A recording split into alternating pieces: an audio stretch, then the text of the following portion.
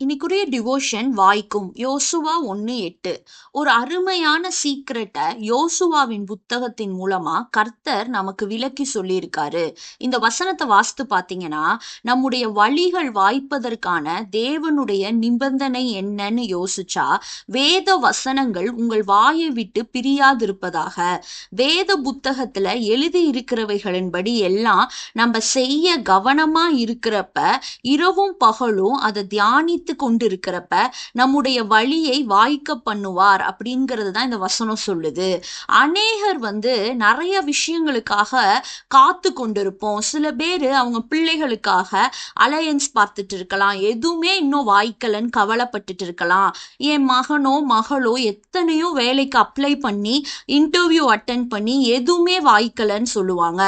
ஆனா வேதம் என்ன சொல்லுகிறதுனா, ஒரு மனுஷன் செய்வதெல்லாம் வாய்க்கும்னு வேதம் சொல்லுது.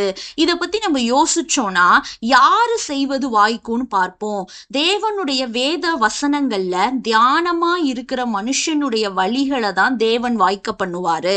ஒருவேளை இதுவரை கடமைக்காக வேதத்தை வாசிச்சிருக்கலாம், ஆனா இனிமேல் நம்முடைய காரியம் ஜெயம் பெறுவதற்காக இனி வேதத்தை தியானம் பண்ணுவோம், அதிகமா ஆழ்ந்து வாசிக்க ஆரம்பிப்போம், நேரம் எடுத்து வசனத்தை தியானிப்போம். அப்ப கட்டாயமா கர்த்தர் நம் வழிகளை வாய்க்க பண்ணுவாரு. உசியா ராஜா தன்னுடைய 16 வயதுல ராஜாவாகி 52 இயர்ஸ் அரசாள்றாரு. அவன் கர்த்தருக்கு பயந்ததுனால தேவன் அவன் செய்வதை எல்லாம் வாய்க்க பண்ணினாரு. அவர் வெற்றி பெற்றவரா இருந்தாரு.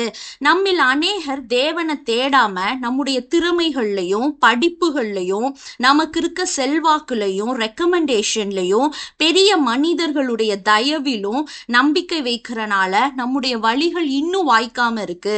கர்த்தரை தேடி அவருடைய வசனங்களை வாசித்து தியானிக்க தீர்மானிப்போம். நம்முடைய பிரயாசங்கள் ஆசீர்வதிக்கப்பட்டு நம்முடைய முயற்சிகள் வாய்க்க வேண்டும் என்றா வேத வசனத்தை தியானிக்கிறது மட்டுமல்ல, கர்த்தரை தேடுவது மட்டுமல்ல, இன்னொரு காரியமும் நம்ம செய்யணும்.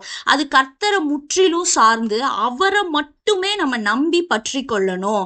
நம்ம கர்த்தரை முற்றிலுமா சார்ந்து இருக்கிறப்ப காரியங்கள் வாய்க்குமோ வாய்க்காதான்னு நம்ம உள்ளம் ஒரு நேரம் கூட கலங்காது. நிறைவேறுமோ நிறைவேறாதோன்னு தடுமாறாது. நம்ம உள்ளம் பூரண சமாதானமா விசுவாசத்தோடு எதிர்பார்த்திருக்கோம். தேவனே, வேதத்தை கருத்தா வாசித்து தியானிக்க எங்களுக்கு கிருபை தாங்க. ஆமேன்.